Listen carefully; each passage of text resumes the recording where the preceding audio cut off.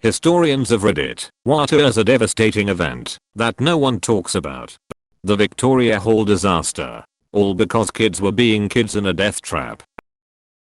The disaster started when about 1,000 children are in the audience of a Veritas show were told they could get free toys. Kids began pouring down the aisles to get the toys, blocking the exits, and piling on top of one another. In the end, 183 of them were crushed to death. The Carrington Event.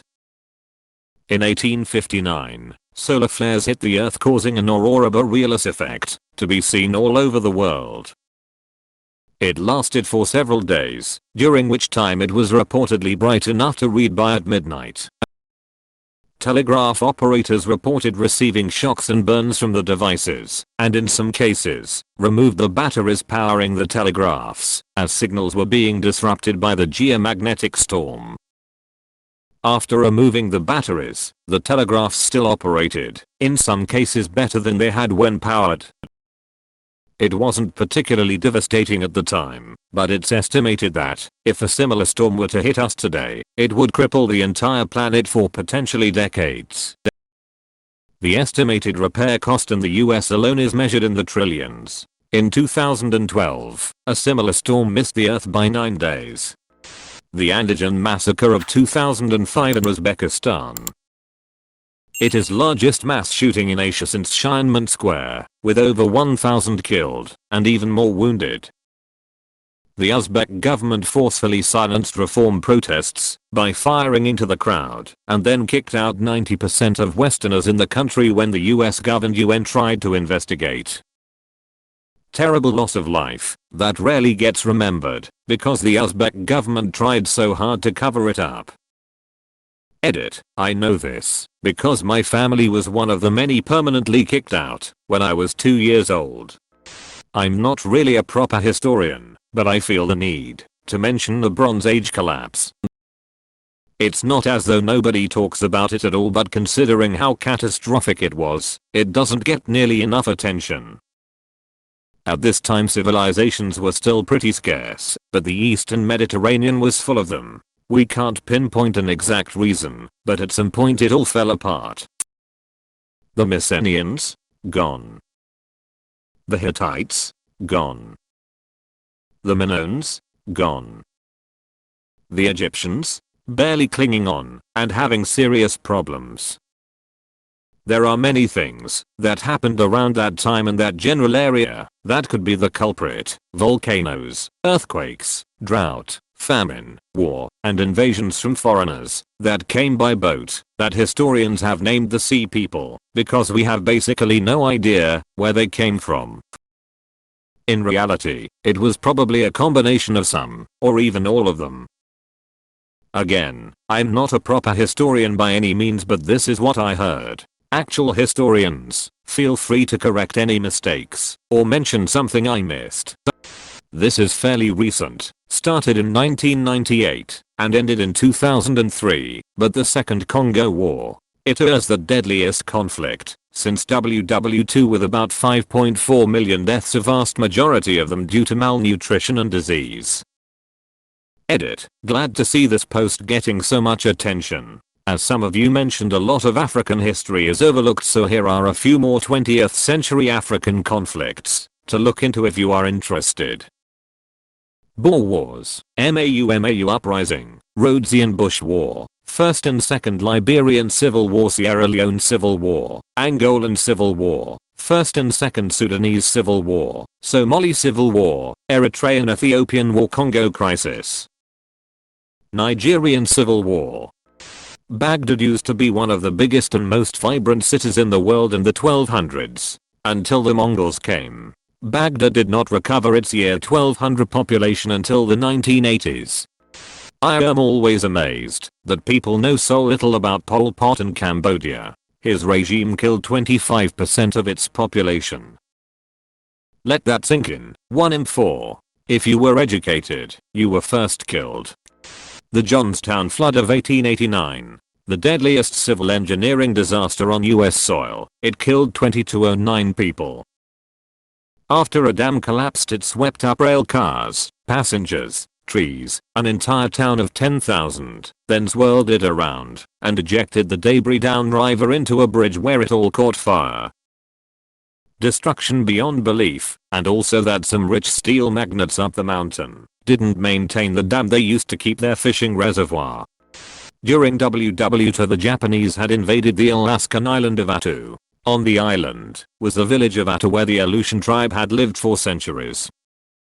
The only non-natives were the wife, school teacher and priest husband, who were elderly and beloved by the townspeople. The husband was shot in front of his wife by the Japanese. After that the Japanese loaded the native population onto ships back to Japan, where they worked in POW camps where many died from disease and execution. The Japanese saw them as lower than soldier POW and almost subhuman, because they did not fight back, and thus treated them horribly. When the war ended, only a handful of the native population survived, and they went back home, only to find their village burned down. They left the island and it now remains uninhabited, basically driving the Attu tribe to extinction. Years later the Japanese left a peace monument on the island in honor of the American and Japanese soldiers that died there, but have yet to apologize to the descendants of the Attu tribe they destroyed. Edit, grammar and corrections. Cambodian Genocide. They killed so many kids that the life expectancy was 18. The year 536 marked the beginning of a very bad time period. Basically several natural disasters and social upheaval abso-fucking-lutely devastated multiple societies. It was thought that a volcanic eruption blocked out enough sun to cause crop failures across Europe and as far as China.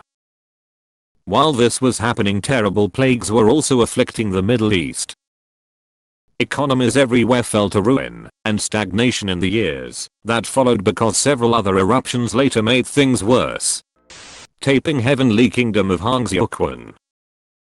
Put simply, it was an usurped kingdom in 1850s China that directly and indirectly led to the deaths of millions, maybe 10 million plus, of people through massacre and famine. Hangzhouquan believed he was the younger brother of Jesus Christ and persuaded enough people to follow along and start a civil war. Check out God's Chinese Son by Jonathan Spence. The Mayan society and the lost scriptures that we still have Inuit found on top of the scriptures we still cannot seem to decipher. I was fascinated with the story of the Osage Indians in the United States. The book Killers of the Flower Moon is an excellent book detailing what happened. Basically they got sent to Oklahoma and found huge oil reserves on their land. They were rich and hired white people as servants, which didn't go over well. People tried to marry in to get part of the riches.